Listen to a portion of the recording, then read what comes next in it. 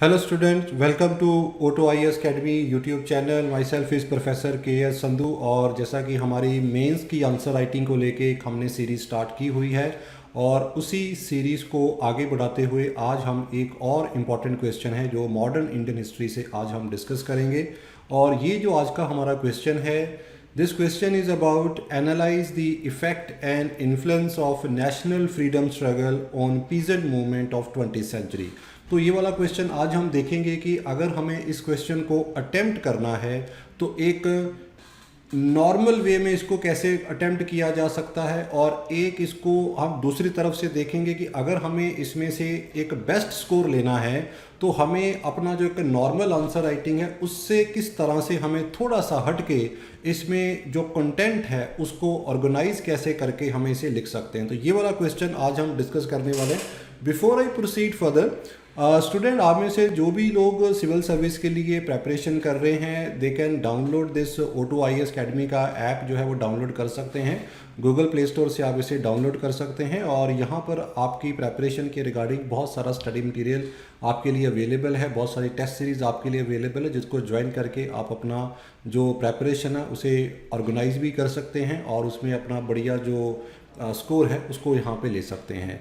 And जो student अभी mains लिख रहे हैं, हिमाचल का मेंस लिख रहे हैं, जहाँ हरियाणा का मेंस लिख रहे हैं, उन स्टूडेंट के लिए we have already started a test series हमारी स्टार्ट हो चुकी है। यहाँ पे इस टेस्ट सीरीज़ का जो लिंक है डिस्क्रिप्शन बॉक्स में भी यहाँ पे दिया हुआ है। तो ये टेस्ट सीरीज़ को ज्वाइन करके आप अपने मेंस की आंसर राइटिंग को बेटर जो है वो बना सकते हैं, ताकि जब आप वहाँ पे एग्ज़ाम देने जाएं तो आपको पता हो कि आपकी क्या गलतियाँ हैं आंसर राइटिंग में और कैसे आपको जो है उस एरिया में इम्प्रूवमेंट जो है वो करनी है। तो ये टेस्ट सीरीज़ आपके लिए ऑलरेडी अवेलेबल है।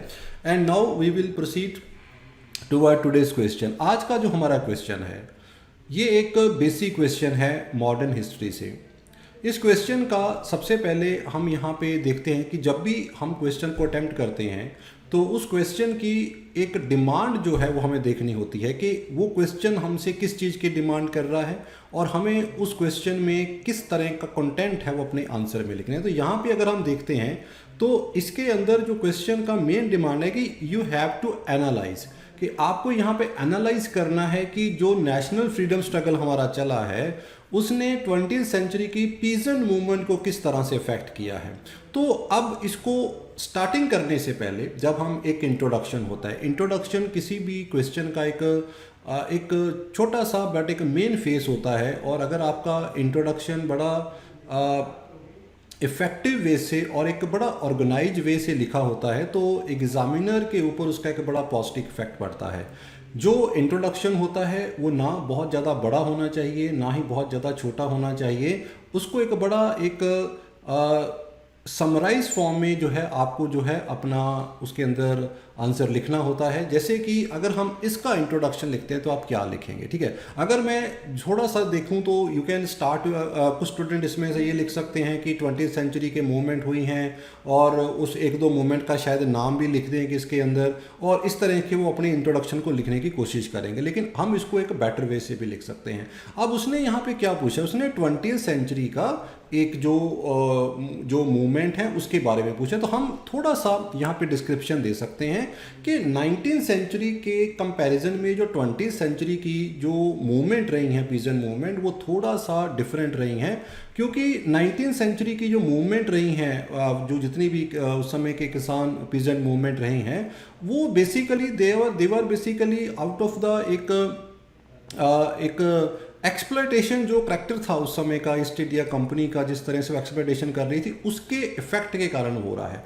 लेकिन 20th सेंचुरी में नो डाउट किसान अभी भी एक्सप्लॉयट हो रहा था, इसमें कोई दो राय नहीं है। लेकिन यहाँ पे हम देखते हैं कि नेशनल मूवमेंट के आने से ये जो मूवमेंट है 20th सेंचुरी के अंदर, ये एक तो थोड़ा एक ऑर्गेनाइज भी हो जाती हैं, क्योंकि यहाँ पे गांधी जी का भी यहाँ पे जो है वो नेतृत्व यहाँ पे आ जाता है और कांग्रेस की भी फॉर्मेशन होती है। तो एक वेल ऑर्गेनाइज है as compare to 19th century. और ज़्यादातर जो मूवमेंट हम देखेंगे पीजेंट मूवमेंट वो नॉन वायलेंस बेस्ड मूवमेंट है। तो इस तरह से हम थोड़ा सा जो है इसको अगर हम थोड़ा कंपेयर करके यहाँ पे लिख देते हैं तो इससे हमारा जो इंट्रोडक्शन है वो थोड़ा बेटर यहाँ पे बन जाएगा। अब इसके बाद हम आते हैं मेन बॉडीज में।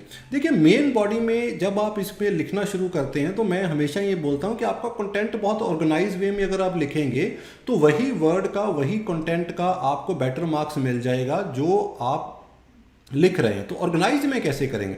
अगर इसको मैं नॉर्मल वे में बात करूं तो नॉर्मल वे में you can start with any ABCD movement, आप उसको लिखना शुरू कर देंगे और उसमें उस मूवमेंट का जो कुछ लीडर के नाम लिख देंगे तो उस तरह से आपको लगेगा कि आप अपना क्वेश्चन यहाँ पे ले रहे हैं। लेकिन इस क्वेश्चन की जो डिमांड है वो नेशनल स्ट्रगल से है, ठीक है। तो हम क्या करेंगे, इस नेशनल स्ट्रगल को हम 3-4 कैटेगरी में डिवाइड कर लेते हैं। जैसे पहला पॉइंट हम यहाँ पे देखते हैं कि जब गांधी जी यहाँ पे आके नेशनल मूवमेंट में एज ए लीडर यहाँ पे रोल प्ले करते हैं तो गांधीयन मूवमेंट के टाइम के ऊपर, गांधीयन जो मूवमेंट स्टार्ट होती है उस समय कौन कौन सी मूवमेंट होती है यहाँ पे जो किसानी इशू के साथ जो यहाँ पे रिलेट होती है। तो यहाँ पे हम प्रोमिनेंटली 3 मूवमेंट का नाम लेके देख सकते हैं। We can discuss about Champaran movement, Kheda movement and Bardoli movement का रेफरेंस हम यहाँ पे दे सकते हैं। अगेन इनको बहुत ज़्यादा डिटेल में लिखने की जरूरत नहीं है यहाँ पे, इसके अंदर आप जो है एक basic introduction about this movement जो है वो देख सकते हैं कि गांधी जी के आने से ये जो मूवमेंट हुई है इनका किस तरह का एक इफेक्ट जो है वो पड़ा है यहाँ पे, ठीक है। और एक चीज़ आपने यहाँ पे जरूर लिखना है यहाँ पे कि ये ज़्यादातर जो मूवमेंट रही हैं दे were non violent in nature. सत्याग्रह इसका एक मीन्स रहा है इस मूवमेंट को पूरा चलाने के लिए, तो इस चीज़ को थोड़ा आपने जो है हाईलाइट करके बीच में जरूर लिखना है। तो आप गांधी मूवमेंट को डिस्कस करेंगे। इसके बाद नॉन कॉपरेशन मूवमेंट के टाइम पे भी देर वर सर्टेन मूवमेंट हैपन। जैसे एक इफेक्ट हम देखते हैं कि जैसे ही नॉन कॉपरेशन मूवमेंट, क्योंकि बड़ी बड़ी बिगर मूवमेंट होती है ये और एक बड़ा वेल ऑर्गेनाइज मूवमेंट इसको स्टार्ट किया जाता है नेशनल फ्रीडम की फॉर्म के अंदर यहाँ पे, जिसमें हम देखते हैं कि तकरीबन एवरी सेक्शन ऑफ पीपल, वो चाहे वुमेन्स थी चाहे किसी भी वर्ग के लोग थे, सभी ने इसके अंदर पार्टिसिपेशन किया था, चाहे वो सिटी के थे चाहे वो विलेज के लोग थे यहाँ पे। इसका इफेक्ट हम किसान आंदोलन के साथ कैसे रिलेट कर सकते हैं? बाय द फॉर्मेशन ऑफ किसान सभा।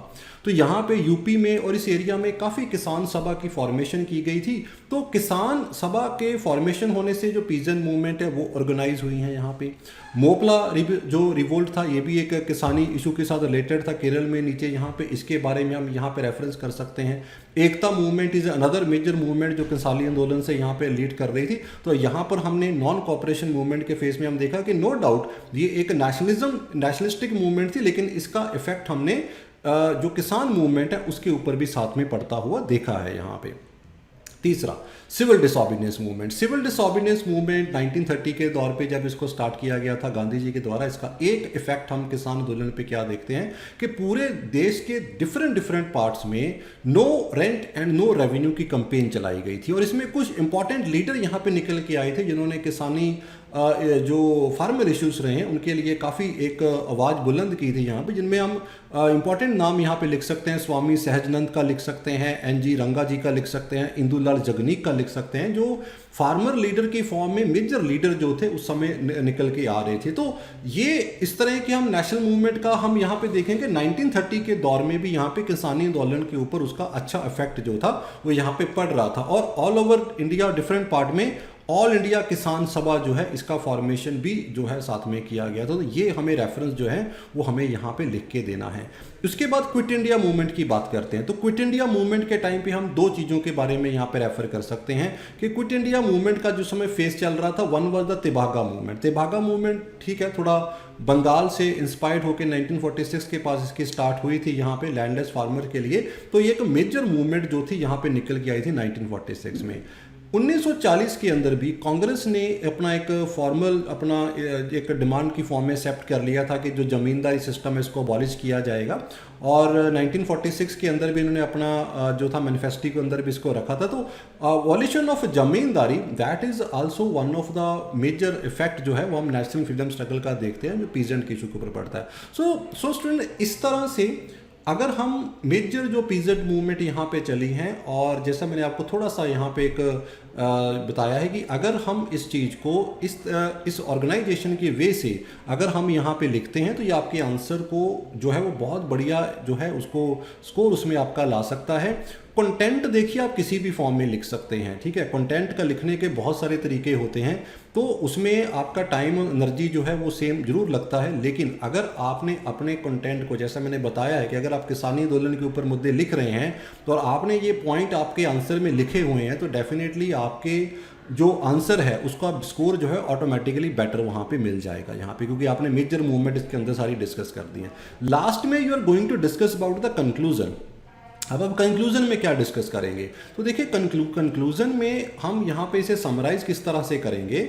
आपने इस तरह करना है कि देखिए गांधीयन फेज, और उससे पहले कांग्रेस, जब नेशनलिज्म का राइज होता है, कांग्रेस की फॉर्मेशन होती है, गांधी जी का यहाँ पे एक नेतृत्व आता है फ्रीडम मूवमेंट के अंदर, इन सब फैक्टर का जो पीजेंट मूवमेंट है उसके ऊपर एक काफ़ी अच्छा पॉजिटिव इफेक्ट जो है वो डेफिनेटली हमें देखने को मिलता है, क्योंकि एक तो ऑर्गेनाइज होती है पीजेंट मूवमेंट, इसके मीडियम से नॉन वायलेंट वे से यहाँ पे मूवमेंट यहाँ पे चलती हैं, तो एक जो सेंस ऑफ नेशनलिज्म है वो पीजेंट मूवमेंट के मीडियम से वो ऑल ओवर इंडिया में ये स्प्रेड होता है। तो इस तरह से आप अपने आंसर को यहाँ पे समराइज जो है वो कंक्लूजन में करेंगे।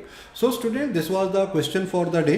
और अगर जितना मैंने आपको यहाँ पे पॉइंट यहाँ पे बताए हैं, जो मेन इस सीरीज़ का जो मेरे मेन फोकस होता है कि जब आप कोई भी इस तरह का क्वेश्चन लिखते हैं तो आपने कौन कौन से पॉइंट हैं जो आपके आंसर में वहाँ पे डेफिनेटली होने चाहिए, ये चीज़ें मैं आपके साथ यहाँ पे अभी डिस्कस कर रहा हूँ। आई होप कि इससे आपको आंसर राइटिंग करने में और उसको ऑर्गेनाइज करने में जो है वो अच्छा हेल्प यहाँ पे मिलेगा। So thank you for the today, और see you soon for the next lecture. Thank you very much.